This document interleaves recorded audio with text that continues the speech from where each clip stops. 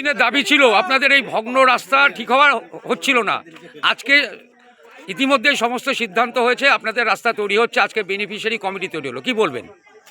খুব ভালো লাগছে। অনেক দিনের সমস্যা এটা, অনেক দিন ধরেই আমরা এই রাস্তা নিয়ে ভুগছি। আজকে যে এই রাস্তাটা হচ্ছে এটার জন্য আমরা কি বলবো, মানে খুবই আনন্দিত। সবার সমস্যার সমাধান হলেও সাথে জলটা হলেও খুব ভালো হয়। চাই যে আগামীতে জলটাও হোক। জলের দাবি, জলটা যাতে আপনার পানীয় জলের দাবিটা করুন। একদমই তাই। ধন্যবাদ। ধন্যবাদ। নমস্কার, সকলের সাথে সমাজের মাঝে এপি অকপট আছে। নমস্কার, সকলের সাথে সমাজের মাঝে এপি অকপট আছে।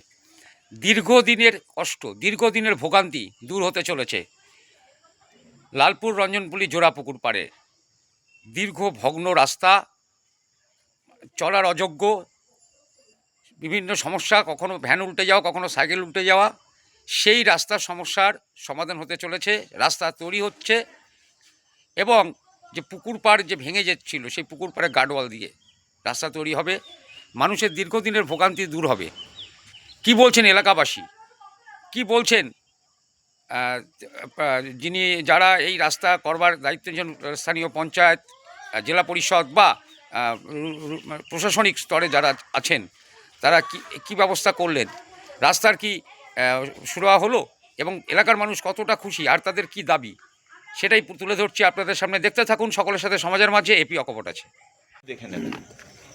আর সবচেয়ে দুর্ভাগ্যের বিষয় যে আমরা পঞ্চায়েত থেকে 5 টাকাও পাইনি আজ পর্যন্ত, কারণ 3 বছর প্রায় হয়ে গেল আমরা পাইনি, যার জন্য আমরা এই সংসদটা পাইনি। এই সংসদ নয়, আমার বাড়ির যে সংসদটা সেটা তো পাইনি। না পেয়েছে অনেক, না আমার বাড়ির যে সংসদটা সেটা তো পাইনি। আপনার এগুলোই পাইনি। যাই হোক, আমি অত জায়গায় যাচ্ছি না, আমরা পাইনি যার জন্য আমরা করতে পারি না। 3টে সংসদ পাইনি। হ্যাঁ, যাই হোক, পাইনি এবং লাভ হয়েছে তাদেরই লাভ হয়েছে, কারণ ওইখান দিয়ে যে পাকা রাস্তাটা আসছে, যেটা বটতলা দিয়ে একটা যাবে, ওটা হচ্ছে 68 লক্ষ। সেই মিটিংয়ে আমাদের পঞ্চায়েতের সদস্য তিনিও ছিলেন এবং চাঁদু পরবর্তীকালে এসেছিলেন, তার আগেই আমি বলে চলে গেছিলাম। তা আপনাদের সবারই একটা দাবি ছিল এই রাস্তাটা যাতে সুন্দরভাবে হয়, যাতে পুকুর পাড়টাকে ভালো করে একটু বাঁধিয়ে দেওয়া যায়।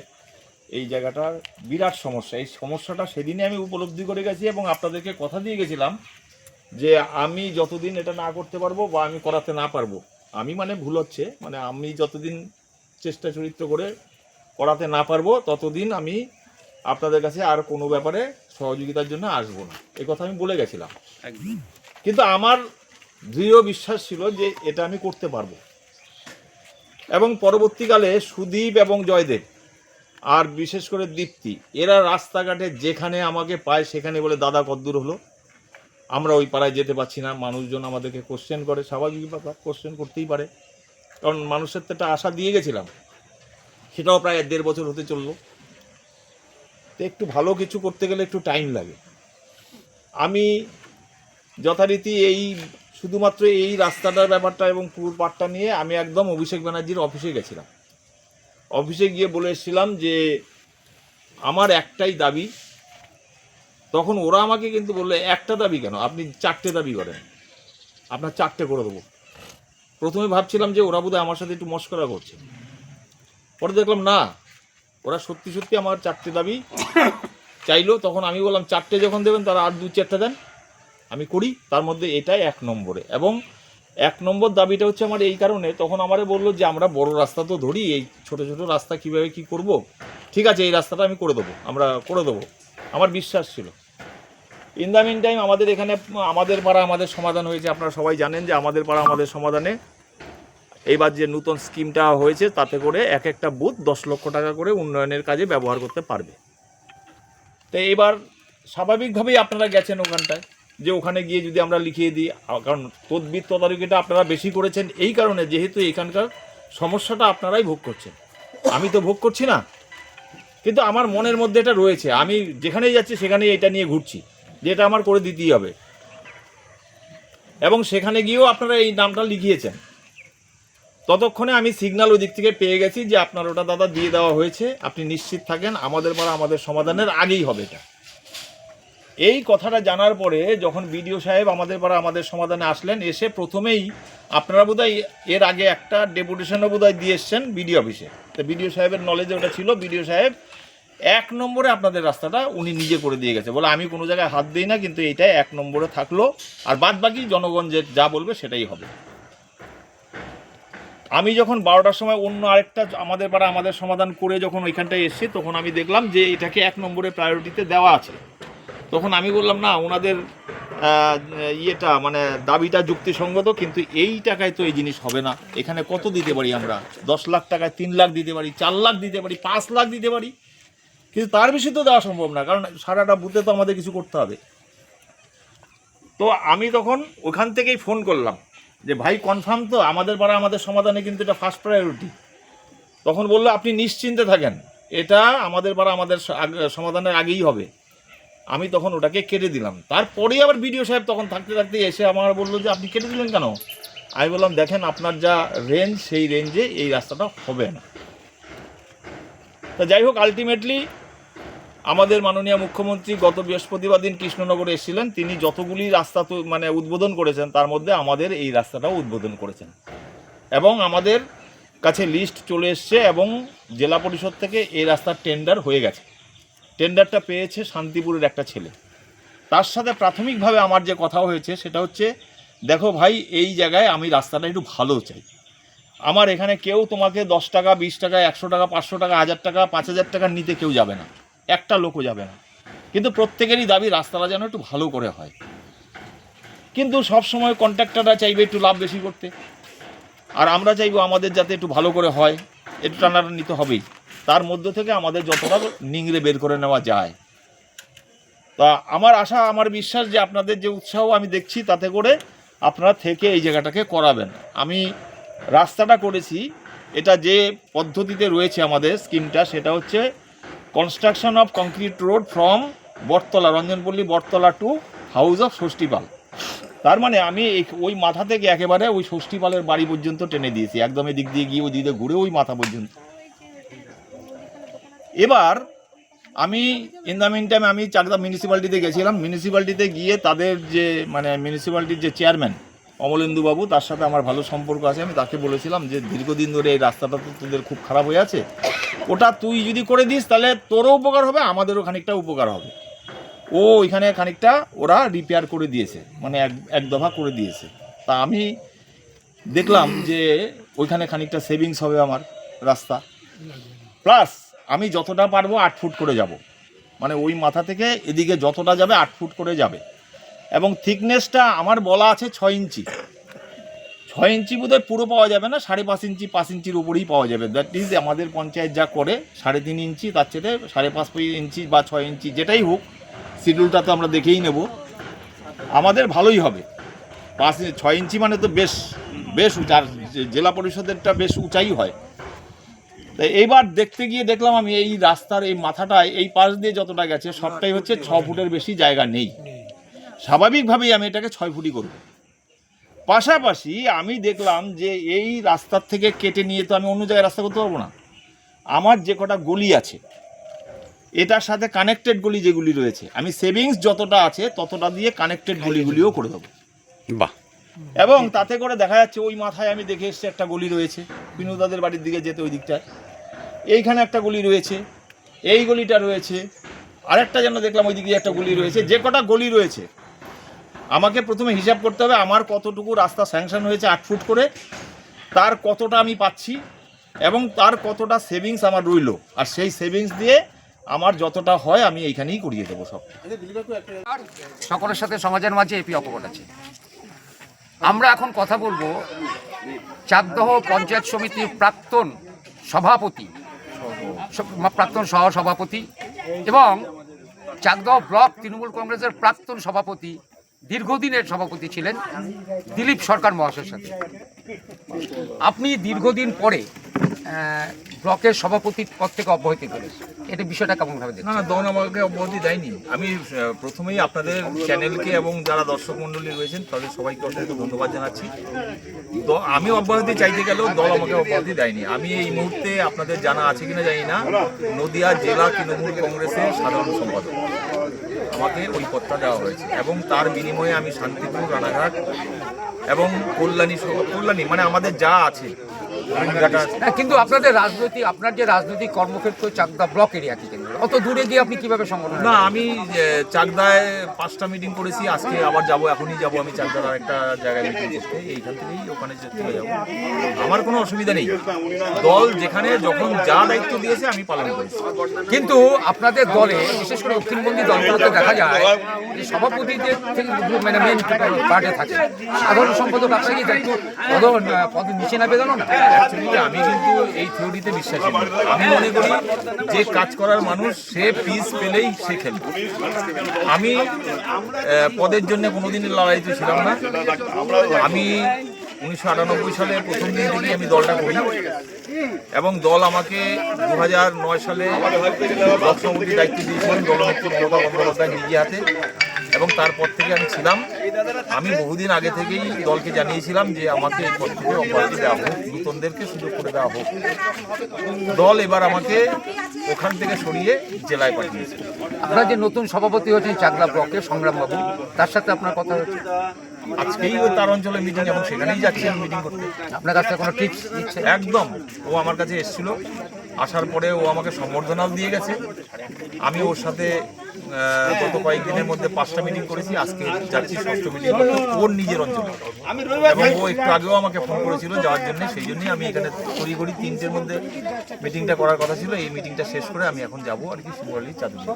তো আপনাকে করলাম রাজনৈতিক প্রশ্ন, এখন যেটা প্রশ্ন, আপনি যে এলাকাটা বসে আছেন এই মুহূর্তে, আপনি এই এলাকার তাতলা পঞ্চায়েত 2 নম্বরের 199 নম্বর বুথ এরিয়া, সেখানে গত পঞ্চায়েত নির্বাচনে আপনাদের প্রার্থী জয়লাভ করেছিল 127 কি 100 ভোটের উপরে, কিন্তু লোকসভা এবং বিধানসভা নির্বাচনে প্রায় সেম পরিমাণ ভোটেই আপনাদের প্রার্থী পরাজিত হয়েছে।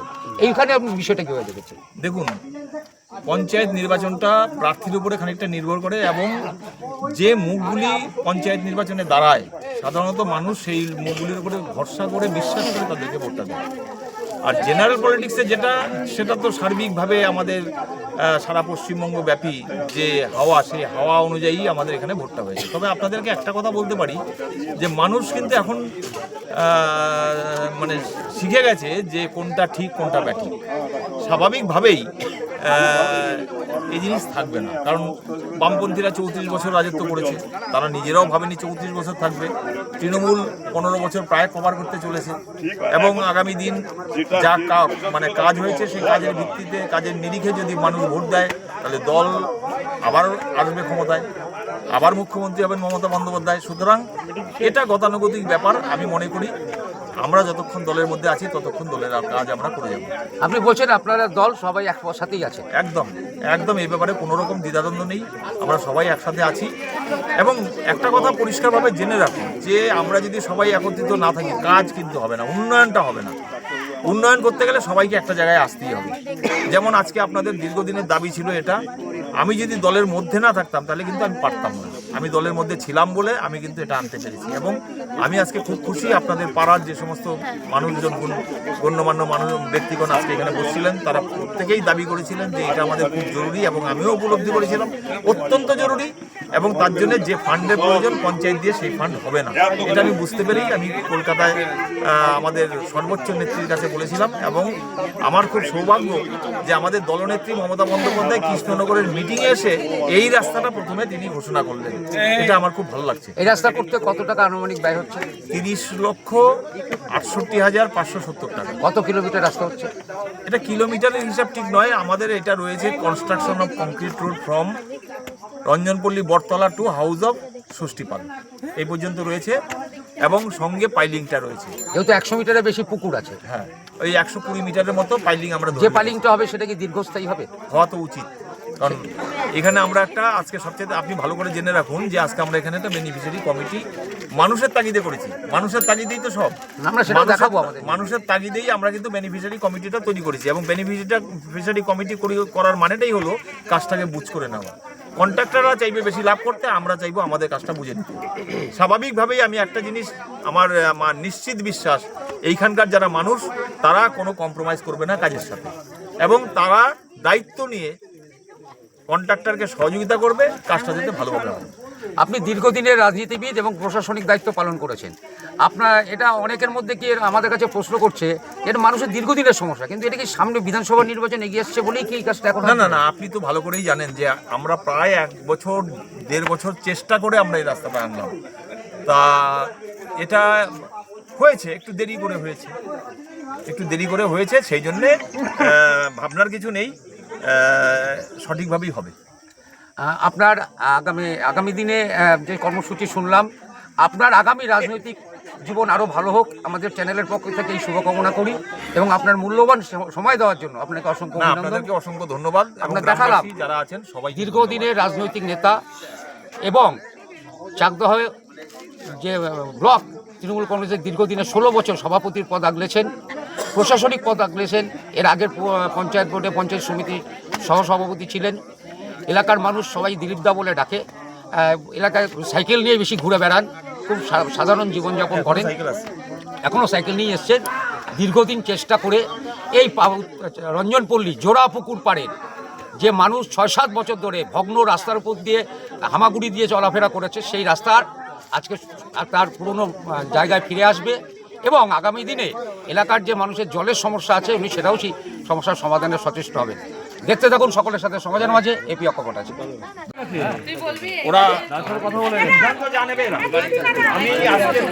আপনি এর আগেও আমাদের চ্যানেলে বলেছিলেন আজকে রাস্তা হচ্ছে, সেই আপনাদের বহু প্রতীক্ষিত বহু চেষ্টার ফলে রাস্তা হচ্ছে। আমি খুবই খুশি, রাস্তাটা যে হচ্ছে খুব খুশি। যে আমরা তো ভাবিছিলাম যে মনে হয় হবে না, তো না হচ্ছে তখন আমি খুব খুশি। মানে ভাঙা রাস্তার থেকে এবার মুক্তি পাবে। হ্যাঁ, আর একটা দাবি থেকে গেল, জলটা হলে পরে জলের দাবি থেকে গেল। জলের এই রাস্তা হওয়ার জন্য কাউকে বিশেষভাবে অভিনন্দন জানানোর আছে কি? হ্যাঁ আছে, দিলীপদার অভিনন্দন জানাই। উনি ওনার তৎপরতায় এটা উনি বের করতে পারেন। মানে দিলীপ সরকারকে অভিনন্দন জানাচ্ছে। সরকারকে আমি ধন্যবাদ জানাই। উনি ওনার আপনাদের দেখাচ্ছি এবং শোনাচ্ছি এই সেই ভগ্ন রাস্তা, যে রাস্তা আমরা একাধিকবার আমাদের চ্যানেলে খবর করেছি। গত 15 আগস্টেও আমরা খবর করেছি, এলাকাবাসী তাদের বক্তব্য তুলে ধরেছিলেন। আজকে দেখছেন এলাকার মানুষ জড়ো হয়েছে, তারা এখানে সম্মানীয় দিলীপ সরকারের উপস্থিতিতে তারা বেনিফিশিয়ারি কমিটি তৈরি করছেন এবং উৎসাহিত হয়ে তারা রাস্তা যেমন তাদের হচ্ছে তারা আনন্দিত, সেই সাথে তারা তাদের যে পানীয় জলের দাবি সে দাবিটাও বহাল রাখছেন। দেখতে থাকুন সকলের সাথে সমাজের মাঝে এপি অকপট আছে। রাস্তা দিয়ে স্কুলে যেতে খুব সমস্যা হয়, তাই তো? একদম এই রাস্তাটা ঠিক হবে কি বলবে? হ্যাঁ, আমাদের রাস্তার চোটে খুব সমস্যা হয়। এখান দিয়ে দুটো গাড়িও ঠিক করে যেতে পারে না। আর যাওয়ার সময় জানো না কি হয়, প্রতিবার একটা গাড়ি চলে আসে, একজন মানে দাঁড়াতে হয়, মানে যাওয়া যায় না। আর আমাদের খেলার সময় আমরা খেলতে পারি না ভালো করে এই রাস্তার জন্য। আমি চাই যে এই রাস্তাটা ভালো করে তৈরি হোক। রাস্তা তৈরি হচ্ছে তো, রাস্তা তৈরি হচ্ছে, তাই কি আনন্দিত কি খুশি তো? হ্যাঁ, খুব খুশি, যাতে আমরা যেতে মানে কি নাম তোমার? আর খেলতে পারি। তোমার কি আমার নাম? নাম ঋষভ। রাস্তার সমস্যা মিটলো আপনাদের? কি বলবেন? খুশি? কতদিন ভুগছেন রাস্তা নিয়ে? অনেক বছর। এখন কি সমস্যা আছে? আর এখন সমস্যা আমাদের গলিটা করে দেওয়া, জলের সমস্যা, জল নেই, জল আমাদের টেনে আনতে হয় আমাদেরকে। তাহলে রাস্তার সমস্যা মেটার পর জলের দাবিটা থাকবে। ঠিক আছে, রাস্তার সমস্যায় ভুগছেন, রাস্তা হচ্ছে, কি বলবেন? হ্যাঁ, কতদিন কষ্ট ভুগছেন? আর কি সমস্যা আছে এলাকায়? জলের সমস্যা। তার রাস্তার সমস্যা হচ্ছে, জলের সমস্যা কি কোনো দাবি করবেন? হয়ে যায় তাহলে তো আবার পাইপ যে ভিতর দিয়ে যাচ্ছে আমাদের ওখানে, তো আবার তো রাস্তা ভাঙতে হবে, ভেঙে ফেলে পাইপ বসাতে হবে। তো একসাথে এই সাথে করে দিলে ভালো হতো না? তাহলে একসাথে করতে পারছে না, কিন্তু রাস্তা আপাতত মিটছে, তাতে কি তাতেই খুশি, অনেকটা খুশি? অনেকটা। ধন্যবাদ।